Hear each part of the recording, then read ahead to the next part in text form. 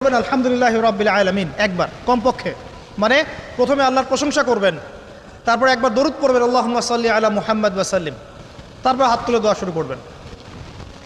বৃষ্টি পড়ছে, দোয়া শুরু করে দেন, দোয়া কবুল হবে ইনশাআল্লাহ। আজান দিয়েছে, আজান এবং একামতের মাঝখানের সময়টা আছে, এই সময়টা কাজে লাগান, দোয়া কবুল হবে ইনশাআল্লাহ। নামাজে দাঁড়িয়েছেন, সেজদায় গিয়েছেন, সেজদায় দোয়া করেন, দোয়া কবুল হবে ইনশাআল্লাহ। প্রশ্ন করে অনেকে যে ভাই সেজদায় কি বাংলায় দোয়া করা যাবে? হ্যাঁ যাবে, যদি আপনার নামাজটা নফল নামাজ হয়। কোন নামাজ হয়?